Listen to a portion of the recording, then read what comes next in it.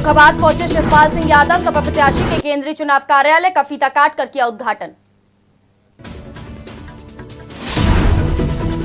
कन्नौज से तेज प्रताप यादव को सपा ने बनाया अपना उम्मीदवार। अखिलेश यादव नहीं लड़ेंगे लोकसभा चुनाव। कन्नौज में इमरान बिन जाफर ने दाखिल किया नामांकन। बसपा से कन्नौज लोकसभा प्रत्याशी हैं इमरान। बहराइच में रमेश गौतम ने दाखिल किया नामांकन। सपा से लोकसभा 56 के प्रत्याशी हैं रमेश गौतम। यूपीएससी के टॉपर आदित्य श्रीवास्तव पहुंचे होम टाउन लखनऊ। लखनऊ में स्वागत के लिए बिछा दी गई पलकें।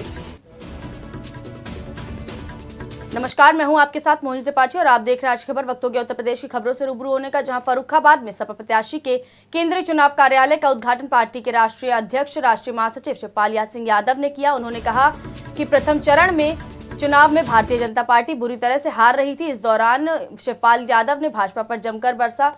उन्होंने बताया कि सपा उत्तर प्रदेश में सभी सीटों पर चुनाव जीतेगी और भाजपा को उत्तर प्रदेश से उखाड़ फेंकेगी।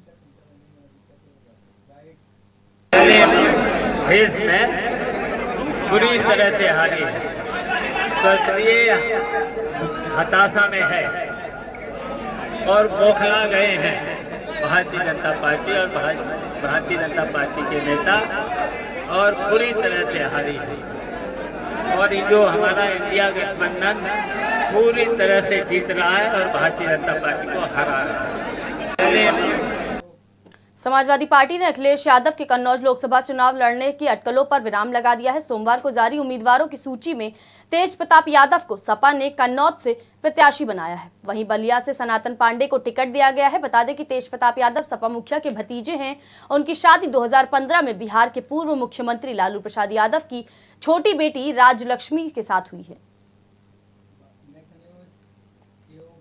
खबर कन्नौज से है, जहां कन्नौज लोकसभा प्रत्याशी इमरान बिन जाफर ने अपना नामांकन दाखिल किया। बता दें कि बहुजन समाज पार्टी से इमरान बिन जाफर कन्नौज लोकसभा प्रत्याशी हैं। वहीं बसपा के नामांकन होने के बाद राजनीतिक सरगर्मियां तेज हो गई हैं।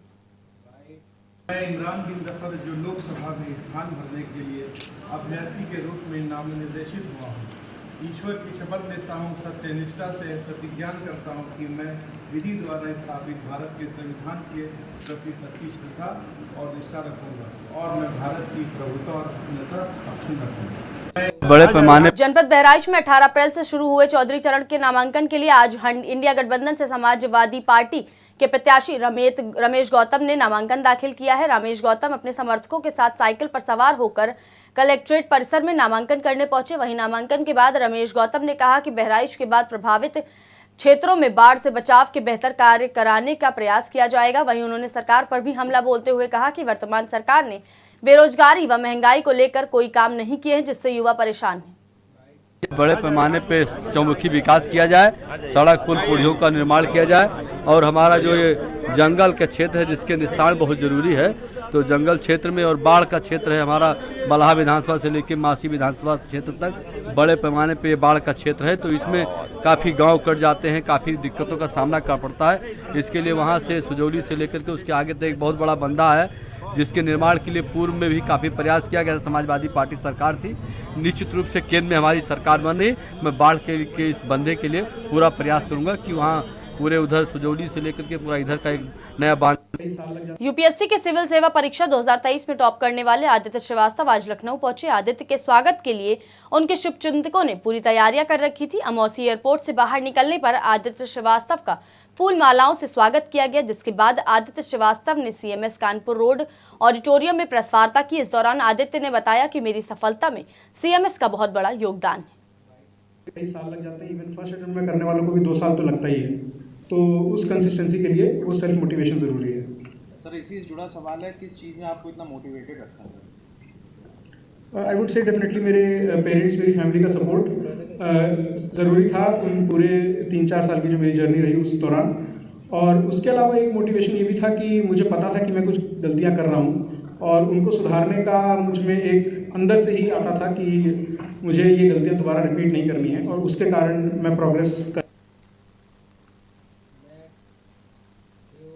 बिजनौर में बुनकर मजदूर विकास समिति के राष्ट्रीय अध्यक्ष ने रब्बानी अंसारी को प्रदेश महासचिव के पद पर मनोनीत किया। वहीं प्रदेश महासचिव मनोनीत होने पर रब्बानी अंसारी ने राष्ट्रीय अध्यक्ष का आभार व्यक्त करते हुए कहा कि जो जिम्मेदारी समिति के राष्ट्रीय अध्यक्ष ने उन्हें सौंपी है, उस जिम्मेदारी को वह पूरी निष्ठा, लगन व ईमानदारी से निभाएंगे। रब्बानी अंसारी ने कहा वे समिति को मजबूत करने का काम करेंगे। उन्होंने बताया कि वे पूर्व में समिति के जिला अध्यक्ष थे। प्रदेश महासचिव मनोनीत होने पर उनके शुभचिंतकों में खुशी की लहर दौड़ गई है और उनके शुभचिंतकों ने उनके निवास पर पहुंचकर उन्हें मिठाई खिलाकर शुभकामनाएं दी हैं।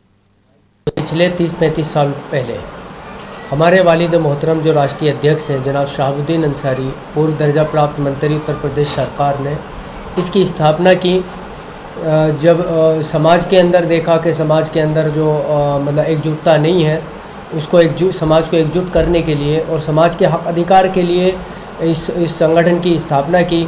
इस संगठन के द्वारा वालिद मोहतरम ने 35 सालों से संघर्ष कर रहे हैं समाज को जोड़ने के लिए। समाज के हर बुनियादी मसले को शासन प्रशासन में उठा करके उसे हल करने का काम कर रहे हैं। उसी कड़ी को आगे बढ़ाते हुए 2012 से हमने इस संगठन को दोबारा से इस संगठन में जिम्मेदारी ली और संगठन को दोबारा से ऊंचाइयों पे, बुलंदियों पर पहुंचाने के लिए और लोगों के बीच में, अपने समाज के बीच में जा कर के। हमीरपुर के बिंबार थाना क्षेत्र अंतर्गत लगातार हो रही चोरियों से ग्रामीण दहशत का माहौल है।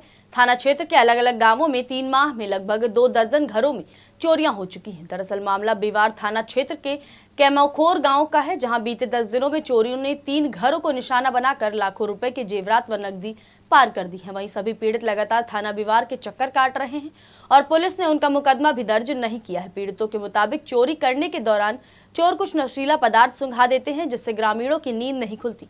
पीड़ितों ने बताया कि घटना के बाद पुलिस जांच करने तो आई, लेकिन ना तो उनकी रिपोर्ट दर्ज की गई, ना ही किसी से पूछताछ की गई। हम ऊपर सो रहे थे, मैं, मेरी मम्मी, मेरे बच्चे, और नीचे कमरे से चोरी हुई, बगल वाले कमरे में और सामने वाले कमरे में। सामने वाले कमरे में मेरी चैन रखी थी 20 ग्राम की थी और मेरे कानों के टप्स थे और बेसर और 50,000 रुपये उसमें रखे थे। और बगल में है ना जो, उसमें 2 जोड़ी पायल और 5 जोड़ी बिछियाँ रखे थे और 2500 रुपये और सामने थे। और फिर इसके बाद हमने 4 बजे उठी, नहीं जाना, हमारे कपड़े फैले पड़े थे, देखा तब कुंडी खुला थी। चोरी में मेरे जो मतलब चढ़ाए का जो बक्सा था मेरे घरवाली का, तो उसमें कुछ गहने और साड़ी आड़ी थी। तो वो बाहर का जो जिस मकान में चोरी हुई है, बाहर का ताला तोड़ के पूरा बक्सा उठा के ले गए। हरदोई के अतरौली थाना क्षेत्र के भिरका गांव में जंगल में गौ तस्करों व पुलिस से मुठभेड़ हो गई। इस मुठभेड़ में अंबेडकर नगर जनपद का नबी सरवर पुत्र जुम्मन घायल हो गया। इसके साथ ही पुलिस ने राजस्थान के 3 और 3 अमेठी के रहने वाले गौ तस्करों को भी गिरफ्तार किया है। वहीं इनके पास से 5 तमंचे, 5 खोखा और 6 कारतूस समेत 2 बाइक भी बरामद की है। इसके अलावा मुठभेड़ में 3 हेड कांस्टेबल भी घायल हुए हैं। 11 मार्च 2024 को ग्राम मिरका थाना अतरौली में एक कंटेनर पकड़ा गया था, जिसमें 40 गोवंश लादे जा रहे थे। ग्रामीणों के शोध करने पर, पुलिस के पहुंचने पर ये लोग छोड़कर भाग गए थे। इसकी निरंतर निगरानी हमारे स्वाट टीम, सर्विलांस टीम और थाना बेनीगंज अतरौली के थानों द्वारा की जा रही थी। कल रात्रि सूचना मिली थी कि कुछ गोवंश को इकट्ठा करने के लिए फिर से तस्कर एकत्रित हो रहे हैं। इस सूचना पर हमारी स्वाट टीम, सर्विलांस टीम और थाना बेनीगंज की टीम, अतरौली की टीम ने घेराबंदी किया। अपने को घिरा देखकर बदमाशों ने पुलिस के ऊपर फायरिंग शुरू कर दिया। आत्मरक्षार्थ पुलिस ने भी फायरिंग किया, जिसमें एक गौ तस्कर घायल हुआ है। फिलहाल के लिए बस इतना ही। ऐसे देश दुनिया की तमाम बड़ी खबरों को देखने के लिए जुड़े रहिए हमारे साथ और देखते रहिए आज की खबर।